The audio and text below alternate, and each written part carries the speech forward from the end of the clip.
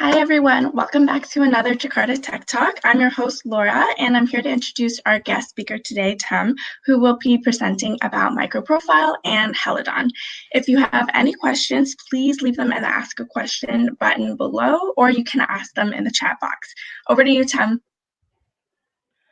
Thanks, Laura. Hello, everyone. So today I'm going to talk about how you can build microservice using the microprofile and the Helidon framework. So I'm Sam. Good morning. So before we get started, little background about me. So I'm a Java developer and I'm working as a full-time employee in Software AG. I'm an API evangelist. I talk about API and API best practices and API programs a lot. Apart from my regular work, I'm a Madras Java user group lead and I'm married. I'm having two kids. And when my free time, I usually blog on technologies. Recently, I'm fascinated about the garden engineering. So trying different things with gardens and all these things. So what we are going to discuss today. I hope you all know the some understanding about the microservices. So I'm not going to cover in detail about microservices, but definitely I'll cover what is microprofile and why microprofile is so important. And then I'll move on to a Helidon framework, which is the microprofile compliance framework. And then I will give you a walkthrough on each and every specification driven in the microprofile. First, we'll start with what is microprofile. So, microprofile is a programming model to develop microservices in the enterprise Java world. So, it is completely driven by the community, and there are lots of good things. It taken from the Jakarta EE framework, and it is built on top of it. And it also offers lots of cloud native development practices, something like the health check and fault tolerance. All these things will come into the picture. So we'll go deeper, and there are lots of active contributors behind this microprofile initiative. So just to name few, we have IBM, Red Hat, Tommy Tribe, Payara, Oracle, Microsoft, and many more. So why microprofile is so important now? If you see few years back, the enterprise Java development, there seems to be a complaint that it is heavy and it is very hard to build application, and it bundles some most of the unused libraries. There are lots of hiccups here and there. So the main agenda behind microprofile is eliminate all these burden when you develop the microservices, and you don't need to learn anything new apart from your existing learnings. So if you know Java and the Jakarta EE learnings, then you can take those learnings and you can get started with the microprofile development. And you can choose your vendors, meaning there is no lock-in with the microprofile implementation. If you code or if you develop your micro services based on the specification, and then you are free to move between different implementation vendors. So there is no lock-in with the vendors, and there are multiple ways of using their APIs.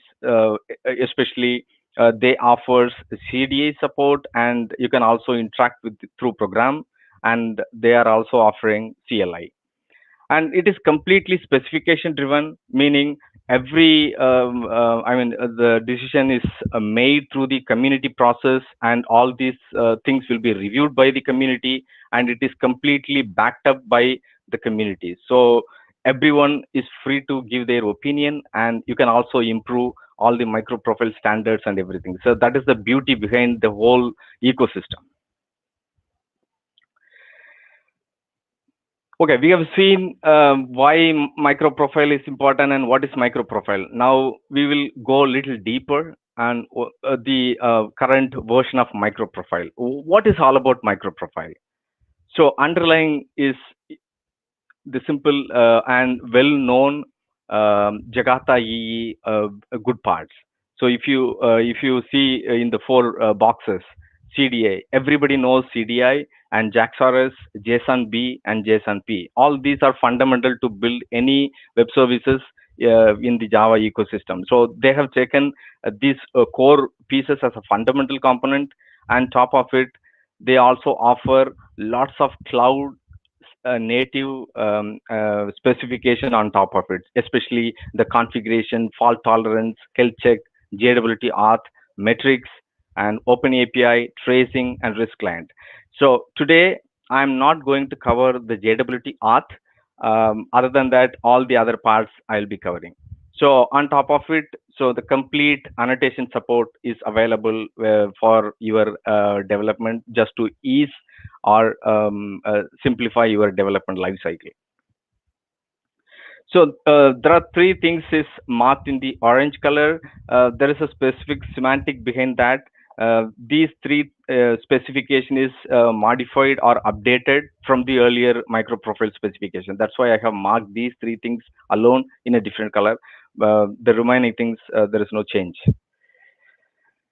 Okay, so we have seen the microprofile specification. Now, who is supporting or who is offering a different kinds of framework to build our microservices? So as we've seen earlier, there are plenty of opportunity we have in the market right now. So we have Quarkus developed by Red Hat, and we have OpenLiberty supported by IBM, and we also have Helidon. Of course, today I'm going to cover Helidon. So Helidon is being developed by Oracle. So likewise, we have many different vendors. They also offer different kinds of framework.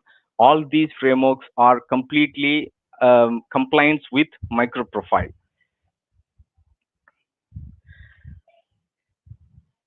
Okay, now we move on to the important topic, Helidon. And let me spend a few minutes to explain what is Helidon. So Helidon is all about a microprofile implementation framework. It is developed by Oracle, and it is completely supporting Docker and Kubernetes from day one. Meaning nowadays everybody is going with the containerized deployment model when it comes to the microservices. So they are supporting this from day one. So they, when you create the skeleton code, they also offer these kind of skeleton code along with the generated codes. And it is completely powered by Netty, one of the reactive web server available in the market. And they have two different variants in the microprofile. One is the microprofile variant, and another one is the standard edition. And they also support the GraalVM engine. So if you generate the native binaries, you can directly deploy into the GraalVM engine.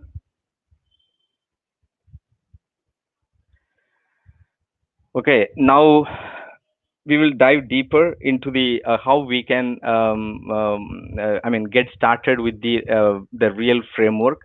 So this is simple Maven archetype. So you can customize it based on your business need, and you can change the package structure and the group ID and everything. So once you execute this, you will get the skeleton code which will be downloaded into your system, and from that you can get started. If you are not comfortable with executing the this archetype, then they also offer a different UI. So this one was launched recently. So if you visit start.microprofile.io, you will get the nice UI, and where you can fill the necessary information. And the moment you click the download button, your binary will be downloaded, meaning your skeleton code will be downloaded, and you can get started from that. So basically, if you see in the right side, there are few options is mentioned. So you can pick and choose which library you want to include in your microservices development. If you don't need the OpenAPI or the open tracing, then you can just uncheck, and only those dependency will be bundled in your final binaries. Okay, so I'll get started with this simple JAX-RS web services. Everybody is talking about microservices, so we also build some microservices from that. So I have already created a skeleton code by executing the Maven archetype. So this is already imported into my IntelliJ editor. So you can use any editor based on your comfort. So I'm using IntelliJ, and I'm comfortable with that. So this is the basic skeleton code is generated, and if you see the main file, so they are generating a simple server and they are starting it. So this is the starting point, and once the skeleton code is ready, we'll check whether this is compilable or not, and I'll just execute this maven command.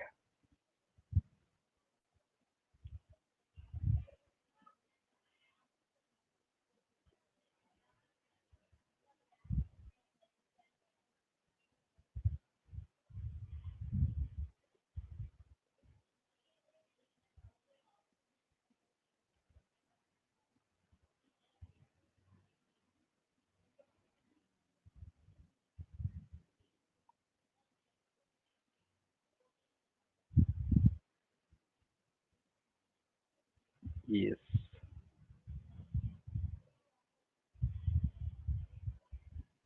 Yes, it is compiled. My build is successful. Then you can start the server using java minus jar and with the final output of my helidon.jar. So this will internally start my server with the port 8080.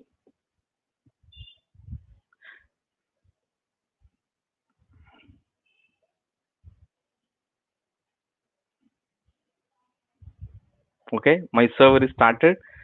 So as I mentioned earlier, so we'll get started with building some RESTful web services and how we can handle exceptions in the web services, and how you can generate some links and few example with that. So for that, I will open a simple service to explain this concept.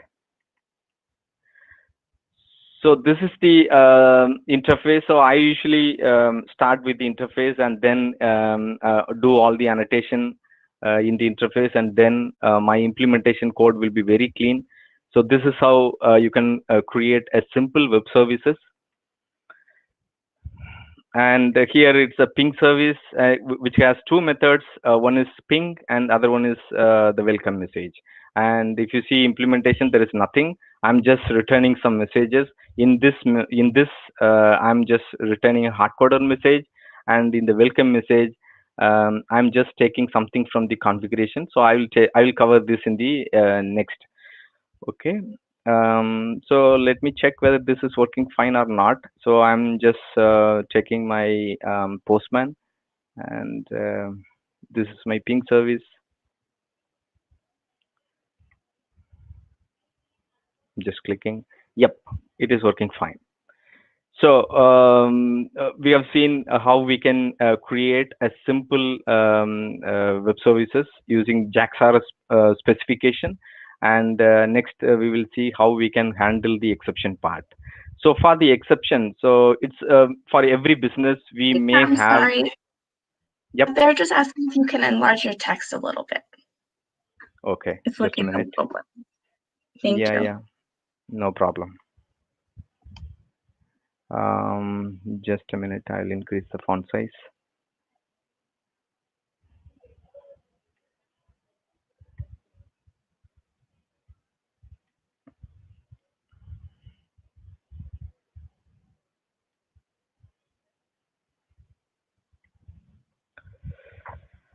I hope this would be clear now.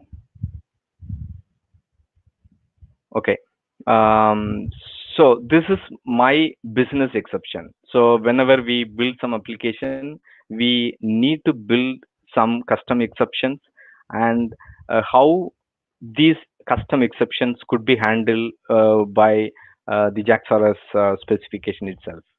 So this is the exception mapper, and if you see here, so the this exception mapper is bind with my custom exception, and this is annotated with provider as well as the producer's JSON media type.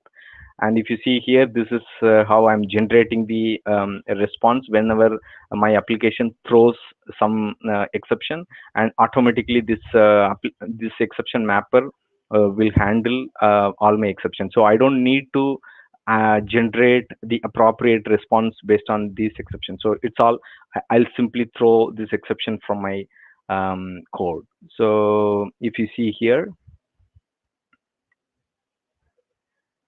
so this is the country API, and if you see here, so this will be thrown. So if you go to the Postman, and I'm just getting all countries.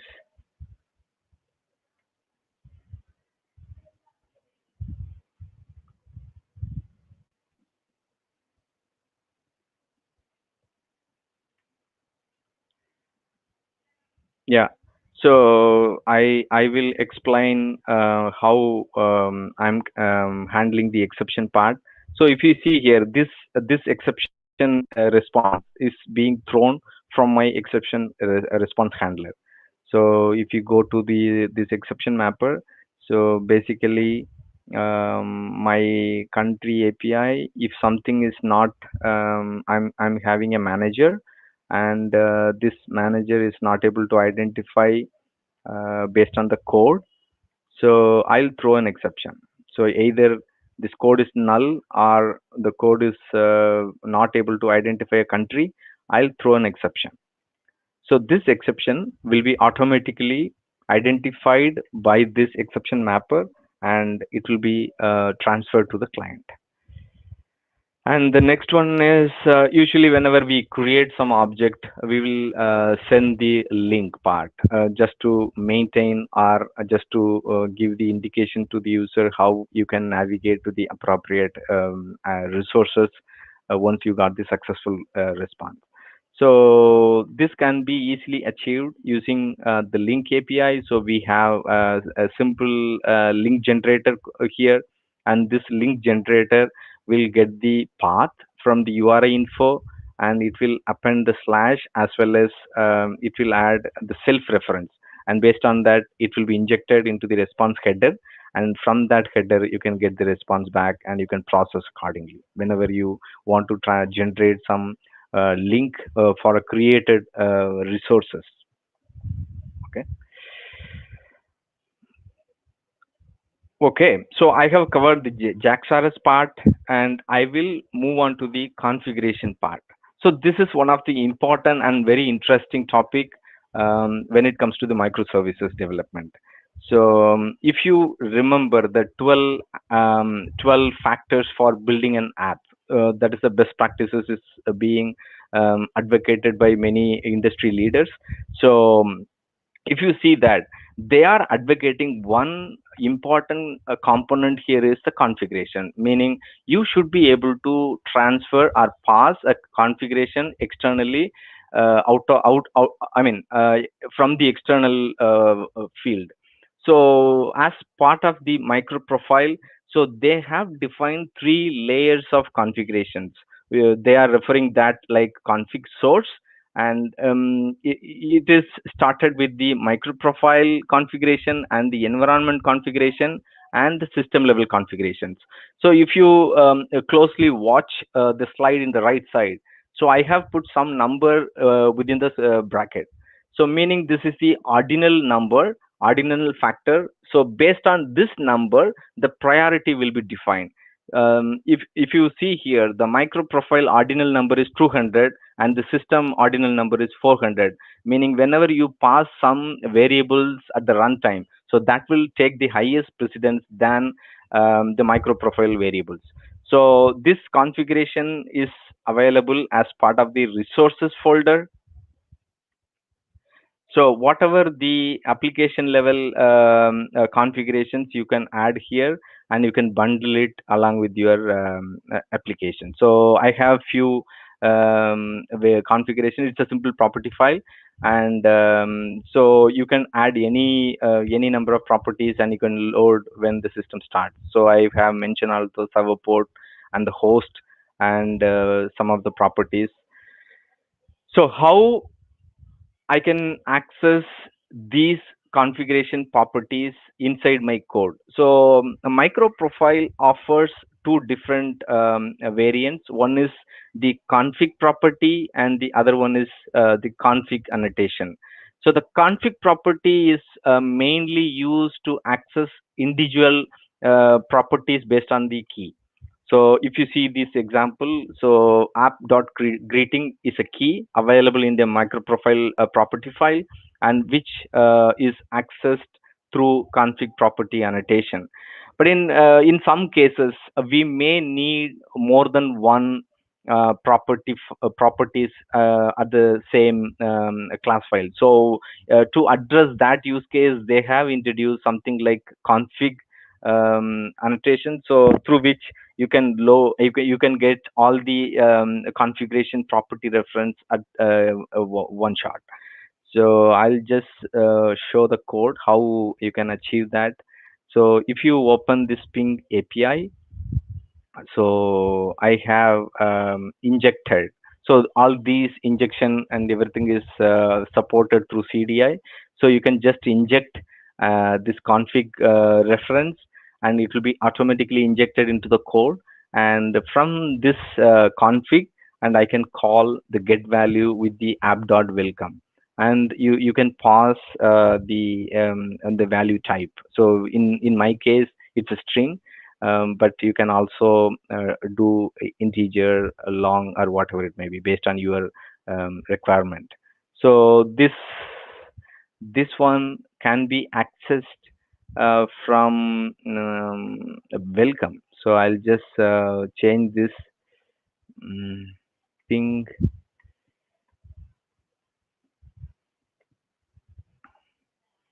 So see, I have not passed any variable here. So in this example, so this config property expects some kind of variable here.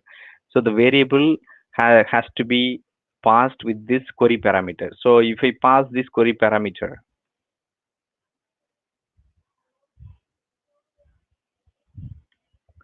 so this will be automatically injected into this variable, and we will get the final a parsed string. And then now I will show you how we can change some of the in a bundled property from the external world. So for that, I will take this key.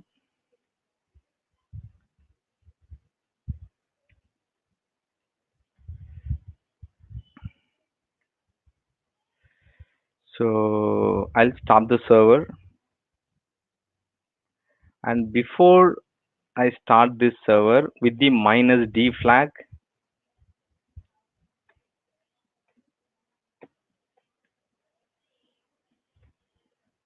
so it is currently showing welcome Helidon. So I will change this to hello. Okay. So I'll start the server. Now I am passing some variable through runtime. So you can also define your own custom config sources, and it can be attached to your application. So it can also read the config file from the database, or some static files. So those things can be handled at the micro profile level.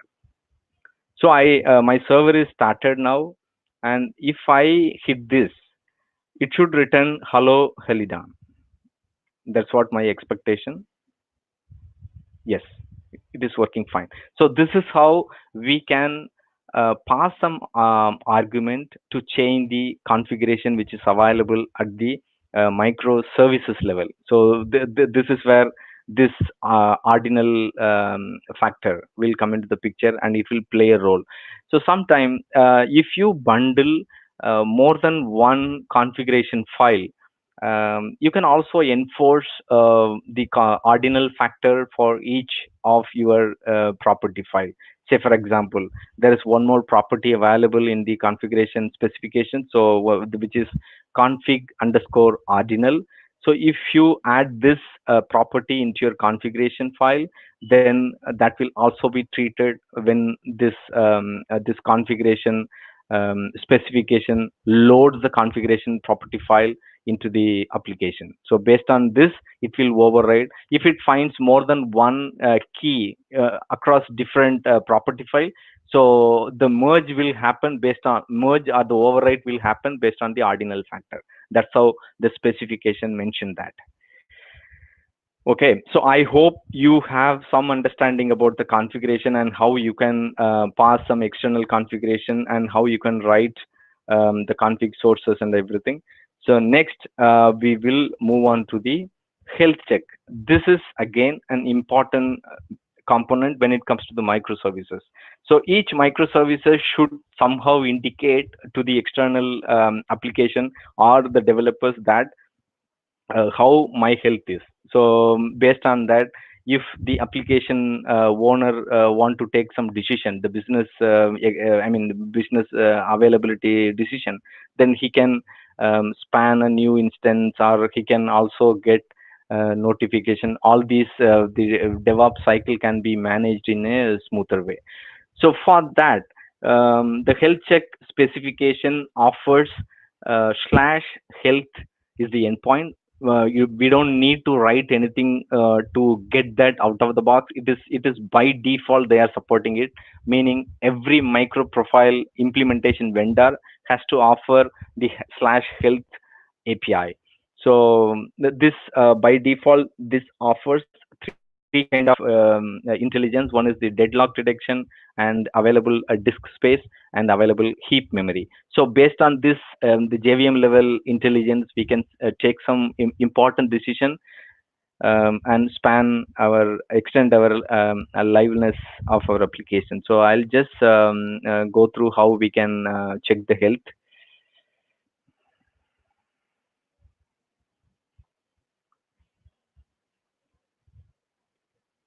So this is the endpoint which is available by default, so we don't need to provide anything. So this will give you some indication about the disk space. Just pay attention to this part: disk space and heap memory, and all the other important, the deadlock. Yeah, the deadlock. So these are the three things will be available out of the box. So apart from that, if you want to check the liveness and the readiness, so these are the two changes was introduced in the recent specification of health check. So if you want to check the liveness as well as readiness on your own, so you can provide your own implementation on top of the existing API, and you can get the benefit by this health check API. So we will see how we can get this done. So they have introduced two kinds of annotation. One is liveness, and which is available under health slash live, and other one is readiness API. So which is supported through at readiness annotation. So this is available under slash health slash ready. So I will just access this. I have written something already. So live, if you hit this, you will get the liveness and ready. Yeah. So let me show you how we can achieve that. So for that, so we need to provide an implementation for health check. So I have provided health check the liveness, and other one is the readiness. So these two things, what it does is, so the readiness is annotated with readiness annotation, and the liveness check is annotated with liveness. And if you see, you can name it like anything, and you can also send the status based on some business calculation, and it's up or down based on your need. So currently I'm passing it as up, but you can also do some calculation before you make the decision. So the readiness will always have some calculation. So I'm just calculating the startup. So if you see here, it is just observing the annotation. It's a listener. So when the application scope, it's a annotation available, and when the server boots, the CDI engine will initialize all these things. Once it is successfully initialized, this observes will get some notification. So based on that, I'm just calculating the ready time and how much time it took to get started and everything. So to demo this, I need to stop my application.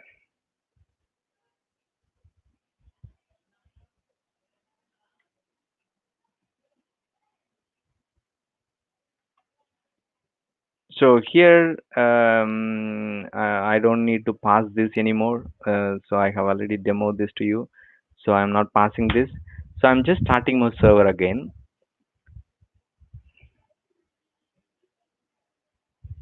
If I hit the ready before it start, I'm getting exception.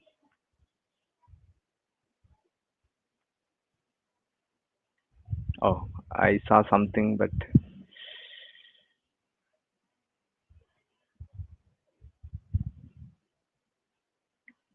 I want to show you something.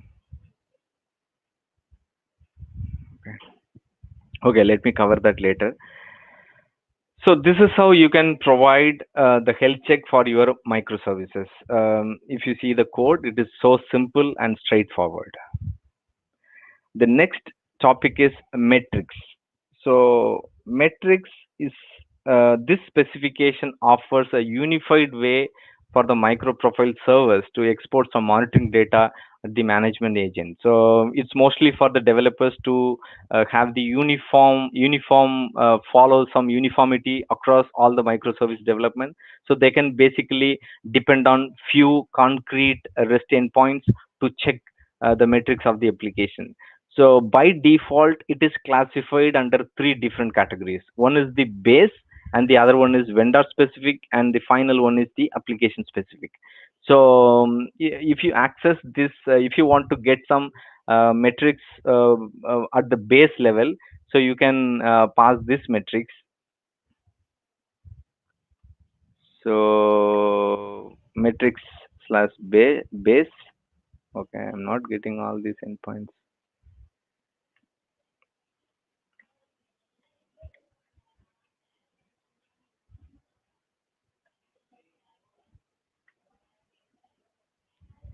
Yeah, so by default, this will this is follow this pattern. But if you want to change this pattern, you can pass this in the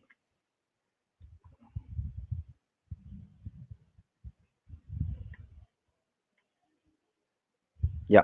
So it will be transferred as a JSON format. So based on your business need, you can change the response pattern, and you can also consume those API to get the some insights about the underlying heap and all those information. So I'll just call the application level metrics. Okay, so so these are the metrics I'm getting. So how many times the particular API is called, and all these things is possible through this metric. So you can also get some intelligence. So and you can also do all the metering stuff based on your need. So these things is achieved through a simple annotation. So if you go here, so these are the annotations is used for. So one is the counted, and the other one is metered, and other one is timed. So based on your requirement, you can define what type of metering you need, and you can monitor your application. So this is something for the unit for calculating the metrics analytics. Okay, so I hope this also be straightforward to you. And the next one is fault tolerance. If you take any microservice, the fault tolerance is one of the fundamental expectations from the industry. So, meaning fault tolerance is nothing but fail fast. That's what people are claiming, that if and reduce the impact of your microservices. So, based on different strategy of your fault tolerance policies. So, by default, they are supporting five different fault tolerance capabilities. One is the timed out and retry. The other one is fallback, and the next one is circuit breaker, and the next one is bulkhead. So these are the different fault tolerance policies, and you can club more than one or one based on your requirement. You can do all this magic in your application, and you can handle your application in an efficient way. We'll see one by one how we can achieve this in the real time. So let me start with the timeout. Timeout is simple and straightforward. So, say in some situations, if application is waiting for so long, and this may impact the performance or the other request in the server. So in order to handle this effectively, you can also enforce the timeout at the class level, or timeout for each and every resource level. So this is very simple, and this will have few properties. So I'll close, and I'll open few tolerance API. So this is a simple tolerance API I have created for each and everything.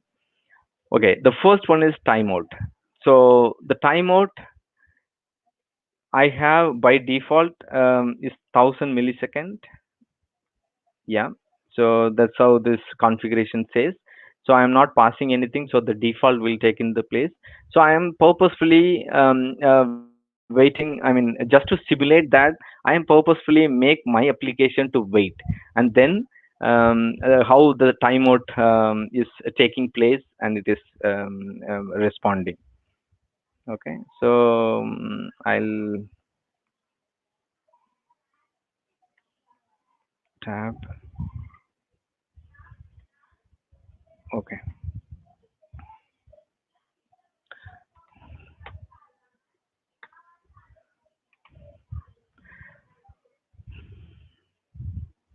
Okay, so this is responding properly because this is falling under within the scope.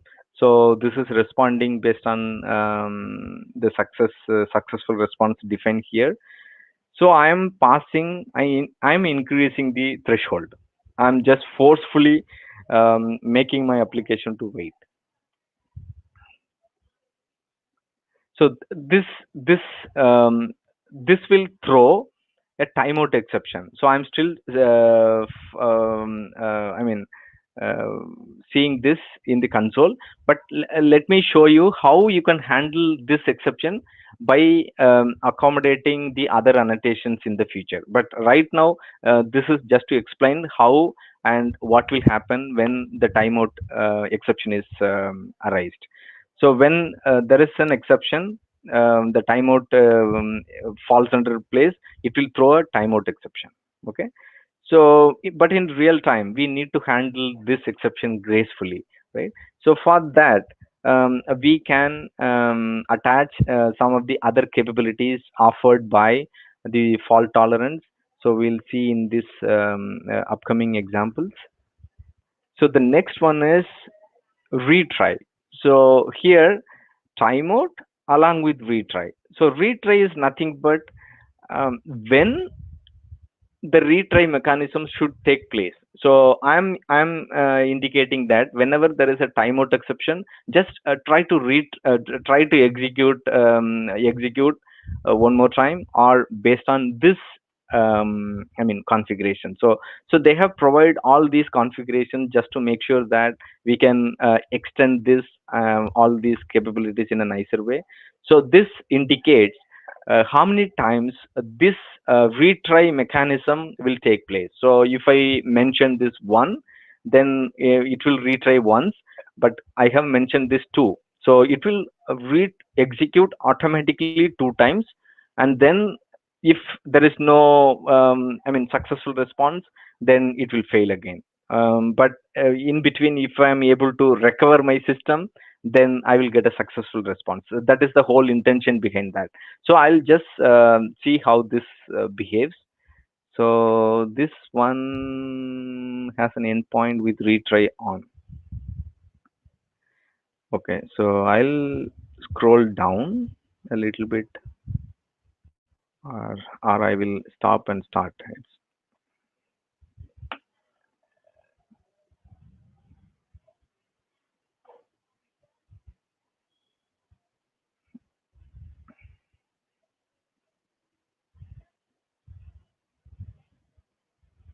Yeah, it started, and I will mention retry on. So okay, there are two times. Sorry. Okay, so I'm getting the successful response here. If you see the console, and it is enters to the method, and it the sleep time is 1 minute, so it is giving the successful response. Now I'm in increasing the wait period. So just look into this console. So how many times it is actually retrying based on my configuration. Okay, so I'm just sending this request, and definitely this will fail. Yeah, it failed, and I will take you to the place where I stopped last time.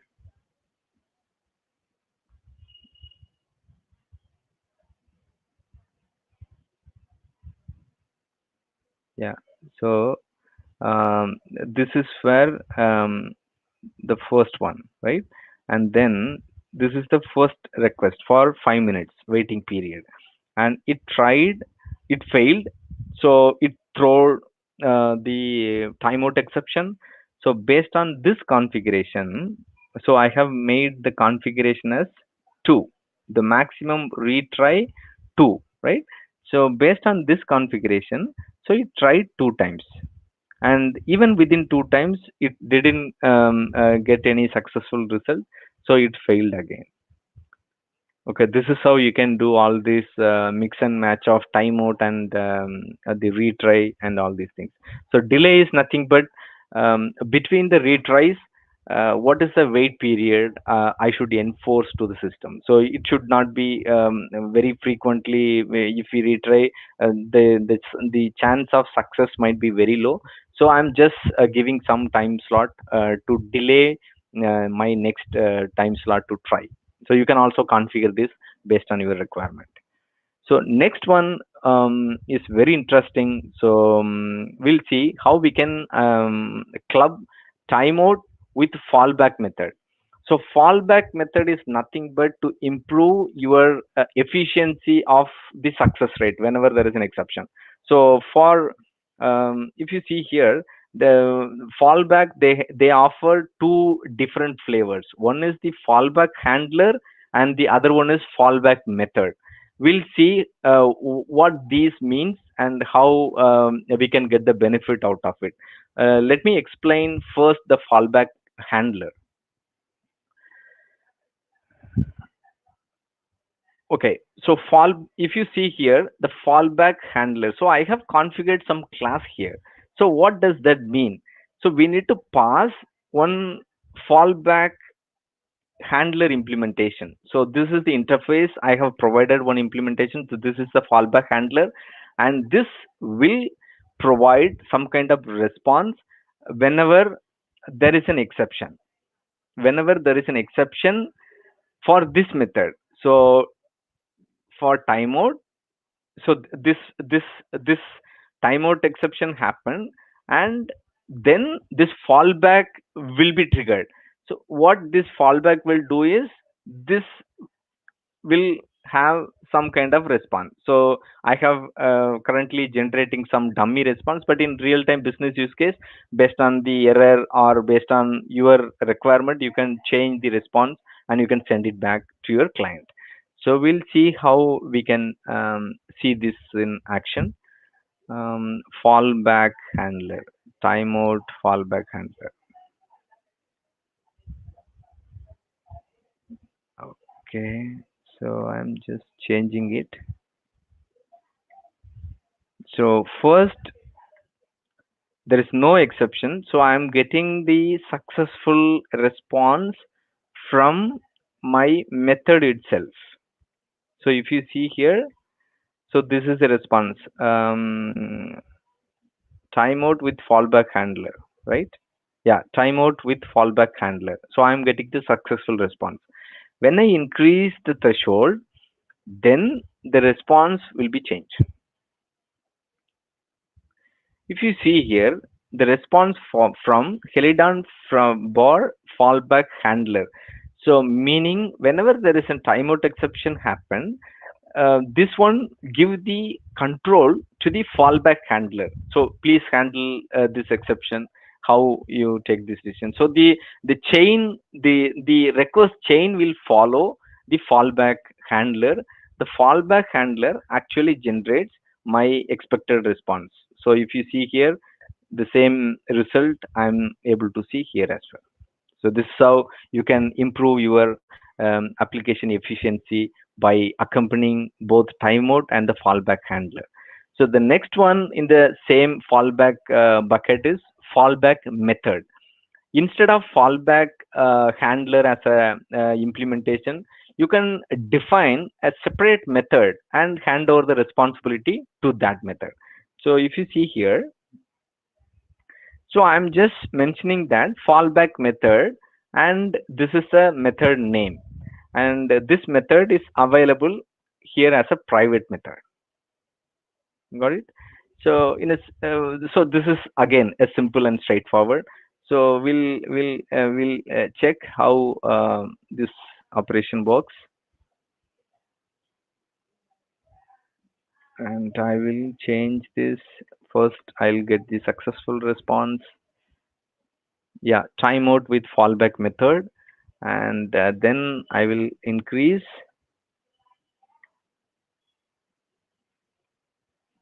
generated from on fallback method. So this is how you can hand over the responsibility to different method or different handlers during some exception, during some exception, in order to improve the efficiency of your application.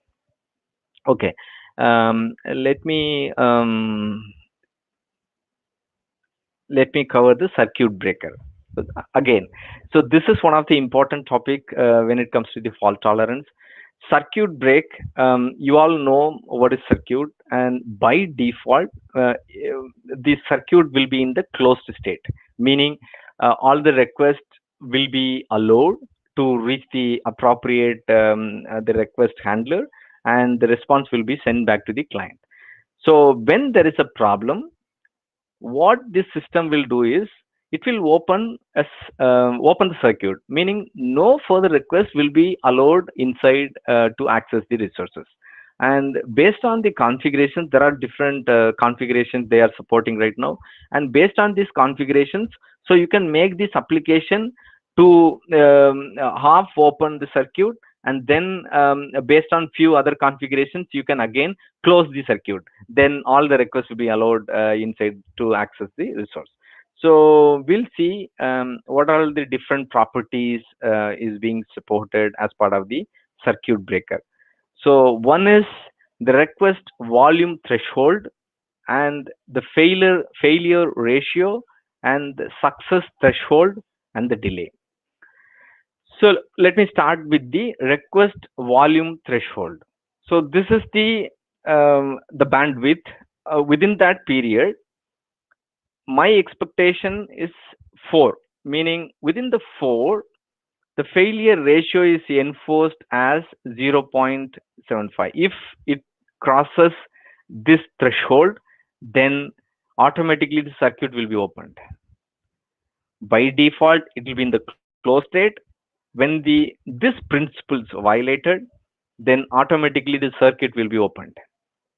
And when the next request, so it will delay for 1 second, and the next request, if it is success, then it will monitor internally, and this is the temporary request, successful request allowed to access the resource in the off open state.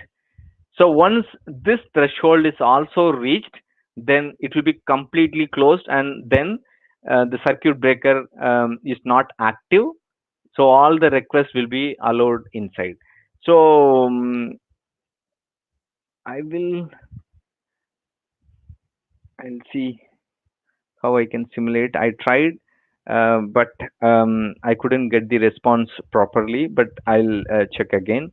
So this is the circuit breaker method, and if you see here, this is throwing the proper response back, response from the circuit break, and I'm increasing the threshold. So my if you see here, so I have also attached a fallback handler along with this circuit breaker. So I'm catching here a circuit breaker open exception handler. I mean, meaning I am catching the circuit breaker open exception.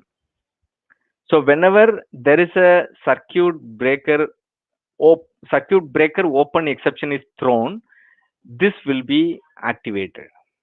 So that's how this is indicating. Okay, so if you see here, I'm caching this fallback handler. Okay, so the next one is in this category is bulkhead. Bulkhead is nothing but if you want to enforce the thread pool efficiency, the country and all those things, so you can have the bulkhead annotations, and you can manage these things in an efficient way. So currently the micro profile offers two different way of a bulkhead capabilities. One is the thread pool level isolations, and the other one is semaphore isolation. The first one includes a bulkhead as well as the asynchronous, meaning this will calculate both the maximum concurrent connection as well as the waiting queue. The second one will only consider only the concurrent number of connections. So unfortunately, I have the implementation, but I couldn't have the test to reproduce that. So maybe in the future I will demo this to you. Okay, so this is where you can define the bulkhead 5. So meaning 5 concurrency is allowed, and here I'm just configuring asynchronous annotation as well as the bulkhead with waiting task queue. So here you can also, as I mentioned to you, you can also mention the waiting task queue size is 10. So the 10 requests will be in the queue, and once this one is successful, and then this queue will be processed. So that's how this will work. I hope you have some fair understanding about the fault tolerance topic. I'll move on to the next one, which is the REST client. Everywhere I'm seeing we have lots of client libraries for testing our REST APIs, right? So we have Apache HTTP client, even Java recently introduced from Java 9 the native HTTP client, and you can also write the HTTP from the native URL connections and everything. and there are plenty of HTTP clients to test our REST APIs. But when it comes to the real time API testing, there are plenty of problems: marshalling, unmarshalling, and error handling. All these are complex problems, and if you want to validate some of the response, you need to pass the JSON, and you need to do you need to have all the query and everything. But what is the beauty of the REST client in the micro profile? It is a type space, type safe REST client, meaning we complete Java is a type system. So we write application completely based on the type semantics. So if we get the opportunity to test our application based on the types, so it is so easy and straightforward to test our application as well, because that is the one of the best approach when we develop some application in the Java, because our code should be testable, and we should be able to efficiently test and easily validate our application state. So that's the beauty of the micro profile REST client. So these are the two patterns where you can configure the REST client into your applications. So one is, there is a REST client builder, and through which you can create a new builder, and you can pass a base URI, which is our application host and port, and then the beauty lies here. Some API.class, meaning this is the actual API definition interface. So this will return the actual type, and we can simply call the method and test it. So that's where the beauty lies in. The next way we can test our the REST client is, we can directly annotate our interface or the API definition with register REST client with the base path, and then we can just inject at REST client into our code, and you can call anything, any method available in the interface. So we'll see how we can test some of the API using our core, the REST client. So I have written some sample test code.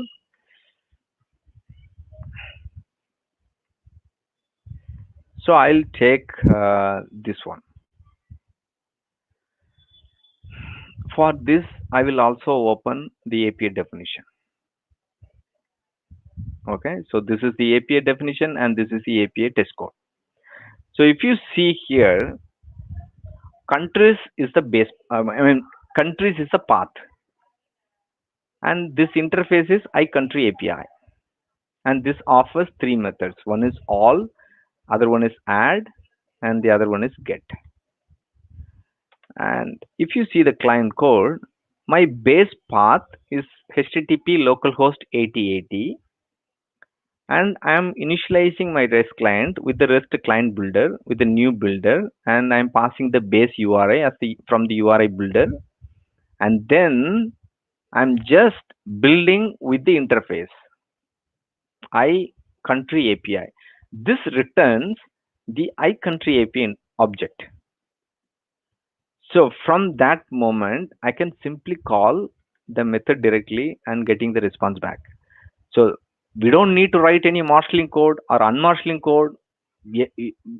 Everything will be taken care by the underlying implementation engine. So that is the expected outcome from the micro profile specification. So whoever implements the micro profile, or whoever claiming that I'm compliant with the micro profile, so all the framework vendors has to provide these kind of marshalling, unmarshalling capabilities out of the box. So I'll just execute this test.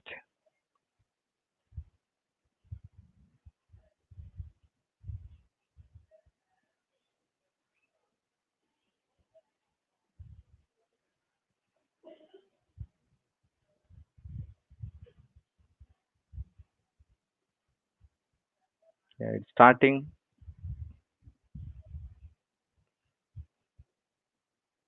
Sometimes we need to be patient when we test our applications. Okay.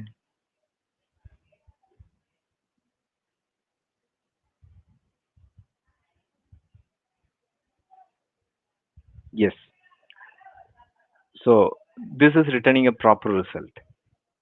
So, and if you see here, so I'm just calling the API directly. So country API dot add country, and I'm just passing the bean, and it is adding that. So I'll just call this test.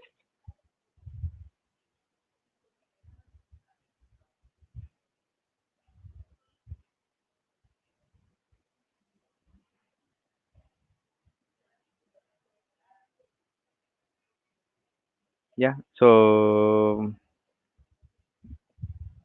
it is also added now.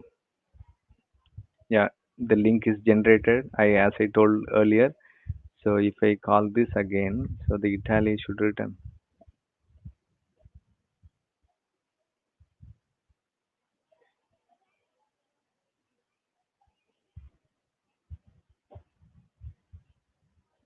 Yeah. Yep. So this is also available here. So this is how we can write a simple. I mean, we can cover all the client API using the newly introduced REST client in the micro profile. So this is so simple and easy for developing our test framework, and we can cover the code in a efficient manner. We can avoid all these things whatever we have in the right now. So this is one of the important component as part of the micro profile. Okay, next one is open api. I believe you all know OpenAPI. So this is a specification for writing your API definition, documentation, or how you can define your API contract and how you can share this to your developers. So it's basically when you target the API first development. So this is a kind of contract where you can define how my API should look like, and what is the request it should pass, and what is the response it should return back, and what is the status code, and what is the payload, what is the schema. All these things will be covered as part of the OpenAPI v3 specification. So how this is come into the picture of micro profile context. So by default, the micro profile specification defines whenever you access slash open API, the micro profile implementation vendor has to provide the open API specification out of the box.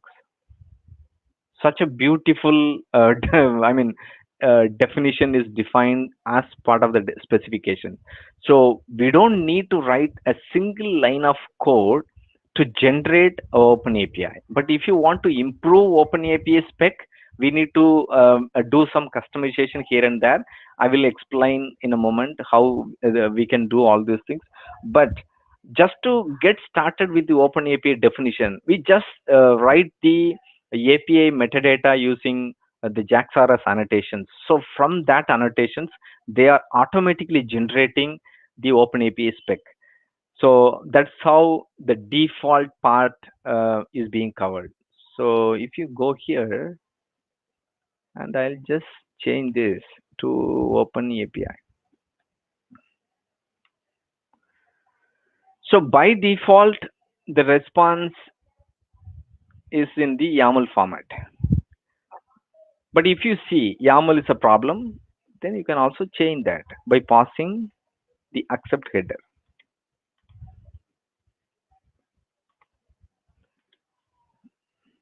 Yep, now it is changed to JSON. Okay, so there are two flavors. One is the YAML format and the other one is the JSON format. You can get the benefit whichever way you like. Okay, so this is by default, this has to be supported by the micro profile implementation vendor. So as a developer or as a company adapting to the micro profile concept, these are the default benefit we usually get that without any effort. The next approach is static file. So I have heard some of my friends is also doing these kind of approaches. So they are generating the skeleton micro profile, and they are handwriting all these definition or changing the definition based on their needs, and they can ship it to the customer. So in this in this context, if you take this approach, you can generate the open API specification, or if you can create by hand, and you need to put it under the meta-inf. And once it is available, then the moment you call slash open API, then this static file will be picked up and shared to you. Okay. And the final approach is, if you are addicted to write some code to generate all the micro profile, the open API specification on demand, then you can also do that. So the specification provides some capabilities to do that.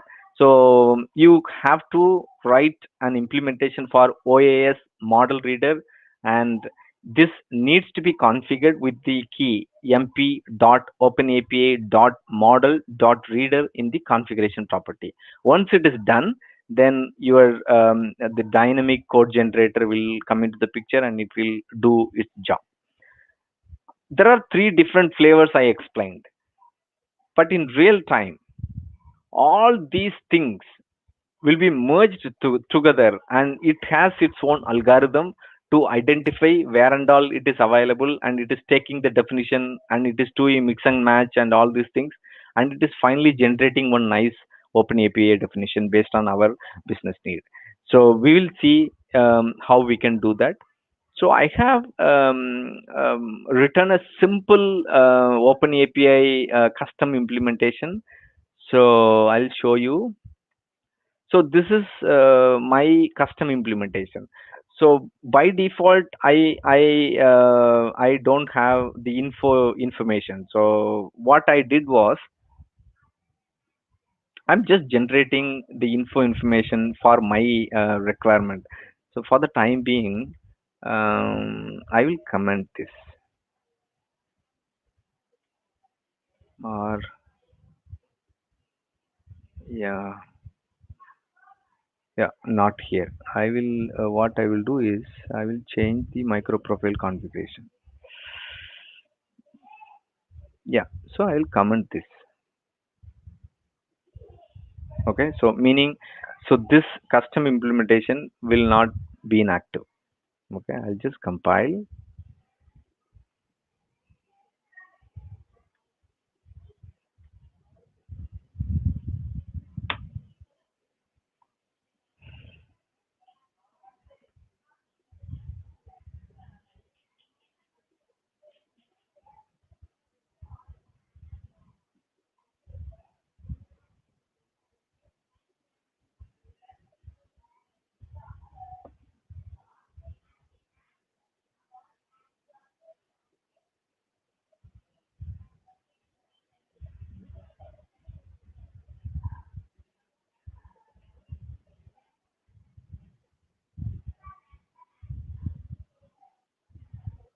Yeah, I'll start.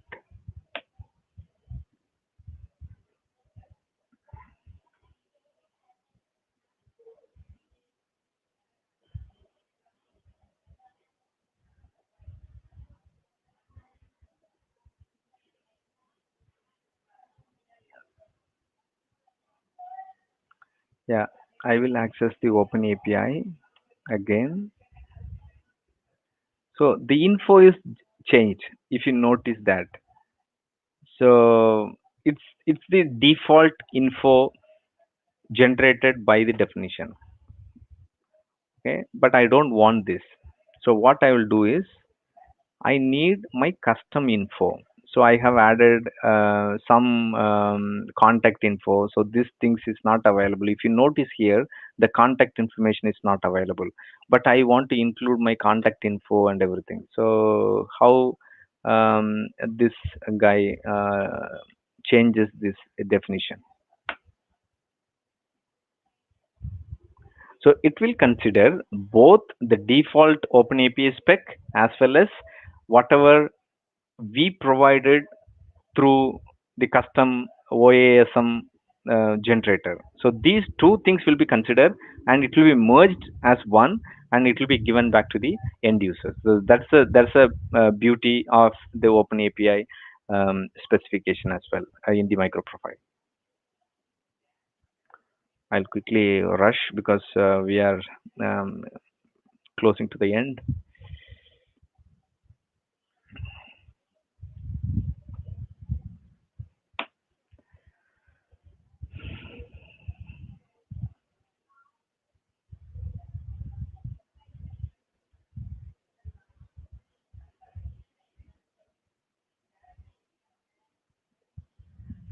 Okay, pay attention to this statement right now. So this info has only two, title and the version. The moment I test this again, and it also includes whatever I added as part of my code, right? So this is one of the enhancement you can do if you want to beautify your API and everything.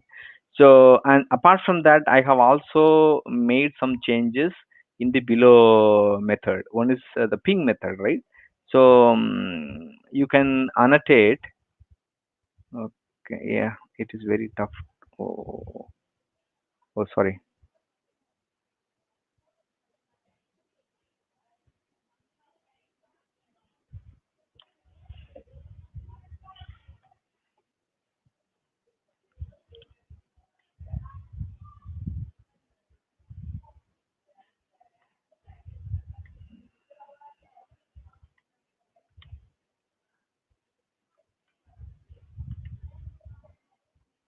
So I'll copy the response and I will paste here. Mm, I want to show the ping method. I have commented something. Yes, just pay attention to this. Okay, so this is another customization I have added through some of the annotation possibilities. So if I open this, um, yeah, you can also enhance your API definition by annotating these kind of enhancement into the Open API definition. So these things is also part of the micro profile specification. So operations. So I have added a nice description and the response code with the proper description and everything. So this is how you can enrich your API definition and deliver to the customer. Okay, so I have covered now Open API. So the next one is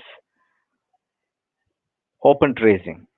So this is again one important component in the micro profile specification when you are in the development of microservices. So where if assume that if you have a multiple microservices, and if you want to understand how the request is going to a different microservices in a real time, so this will be very complicated for the cloud scenarios. So to address that, the micro profile offers this capability, the tracing, live tracing based on the request happened. So you can also monitor based on your requirement. So currently there are two tracer implementation is supported by the Helidan framework. So one is the Zipkin and Jaeger. And for this demo, I'm considering Zipkin alone. So I'm not having any demo for Jaeger, but I'll use the Zipkin and how we can get the benefit from the Zipkin. Okay. So for, so for that you need to download Zipkin from the internet, and I have already downloaded, and it's a simple jar file, and you need to start the Zipkin server. I'll start this.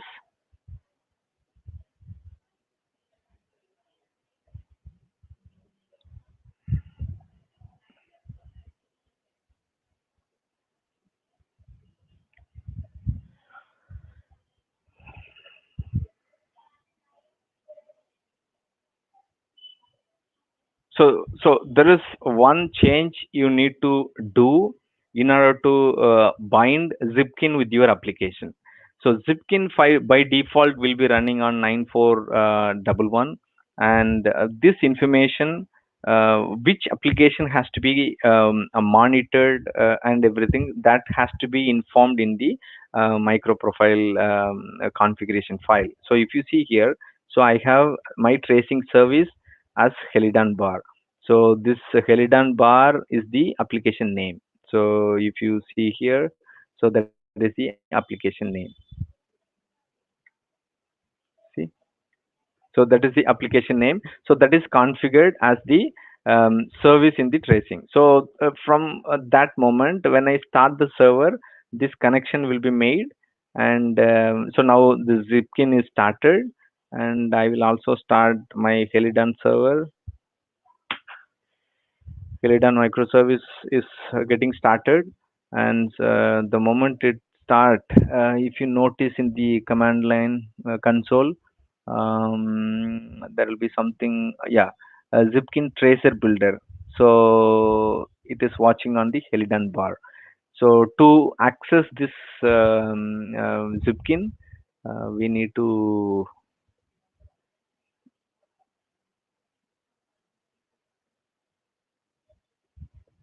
access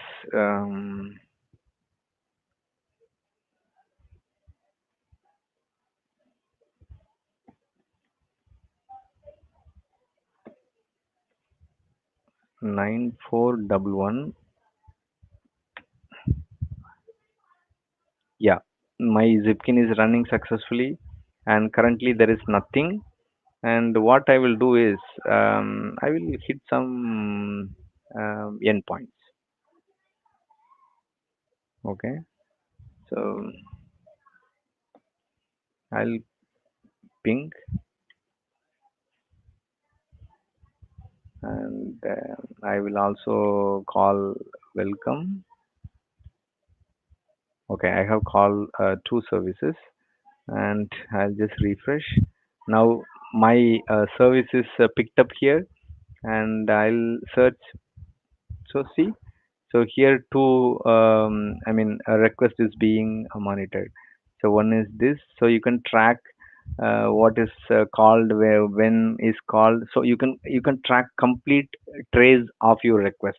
So I am currently running one microservices. So this is not very, I mean, interesting. But when it comes to different microservices and the request, how it is being spanned across different, how the tool chain, I mean the request chain is going on, so you can track all those things in an efficient way. So if it is an error, I will purposefully fail this.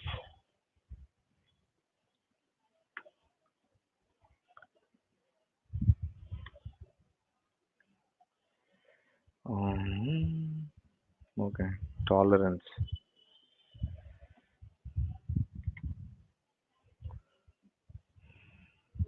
Yeah, it's failed. So this information is very interesting. So it will be shown in a red color. So go here so you can understand in a detailed way. So all these, I mean, the analysis on this tool is so efficient when it comes to the real time. If you want to track in a distributed the request span.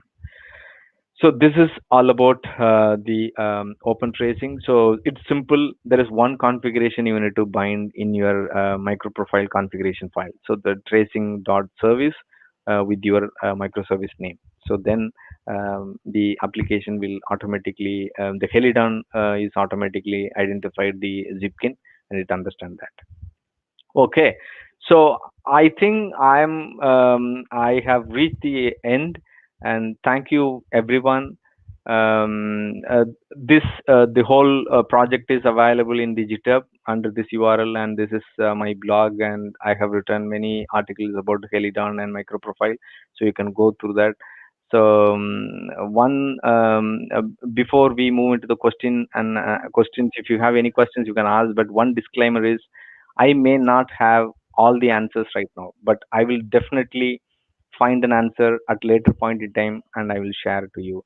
So you can get the benefit of the micro profile easy and efficient way. So happy developing microservices using microprofile standards as well as Helidan framework. So till now, I have not used any of the code specific to Helidan framework.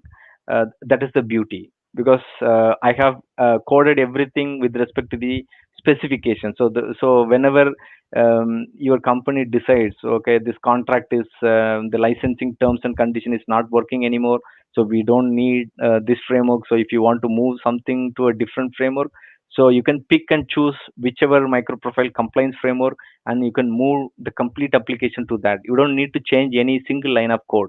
So if I want to move this code and run into some other microprofile compliant container, I can simply run because I have no dependency with the Helidan. But Helidan is a framework, offers some capability, so you can get the benefit. So apart from building your application, so they also generates the Docker file out of the box. So I told you in the earlier, right? So they have generated the Docker file by default, so you can get the benefit. And they also offer this Kubernetes deployment structure, the app.yaml file, so you can deploy into Kubernetes also. So there are plenty of benefits when it comes to microprofile as well as Helidan. So please, I would recommend you experience the whole frameworks and the specification, and you also contribute to the community. Yeah, that's all I have today. Thank you so much, everyone, for joining in to our live stream today. Thank you, Tom, for guest speaking. And I'm going to end the broadcast. You guys can watch this uploaded on our YouTube channel tomorrow. Thank you. Thank you.